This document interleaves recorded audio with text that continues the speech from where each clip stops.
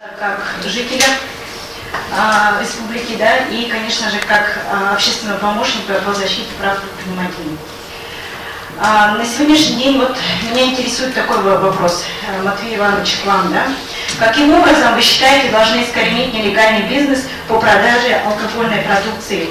То, что у нас сейчас продается по интернету, такси, бутлетерство. Вот как вы считаете, какой механизм должен разработать наше правительство, либо же вот госорганы? И кто должен этим заниматься? Так, спасибо за вопрос. Значит, это повсеместно вопрос задается, да, особенно в сельских поселениях. В городе Якутск это процветает, нелегальные продажи. Ну, в первую очередь, что будет ограничивать? Ограничивать будет сейчас программа «Единая государственная автоматизированная система ЕГАИС». Она будет контролировать именно оборот с начала производства до розничной продажи. Это первое. Второе, дорожные карты Дмитрия Анатольевича Медведева четко указано, что со второго квартала должна разработаться проект закона о том, чтобы нелегальная продажа будет уголовно наказуемой.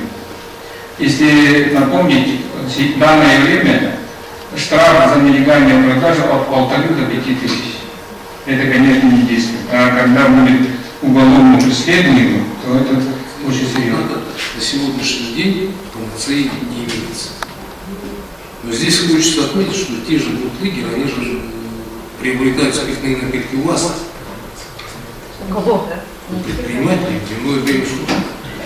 Так они с 2 до 8 приобретают в положенное время. Ну, совершенно верно. Здесь я понять не могу. В данном случае предприниматель же не нарушает Совершенно верно. Совершенно верно. Ну, что поделать, что граждане имеются, вот, обогащаются каким путем.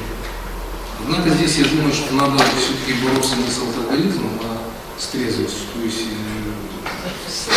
уменьшить количество, так скажем, потребителей, когда вот этот вот факт искоренится сам по себе. Да, способ, совершенно. Все, да? Я хочу тут добавить, значит, мы статистику сейчас уже начали следить. Начиная с 2000 года реализация пива увеличилась в 3 и более раз. А пиво, как вы все знаете, не лицензируется. Сегодняшняя ситуация говорит о том, что в дорожной карте Дмитрия Анатольевича Медведева говорится о том, что пиво, продажа пива тоже будет лицензироваться. Вот тогда это будет серьезный такой момент, когда будет сокращена серьезно и ЕГАИС, и плюс лицензирование пива, серьезно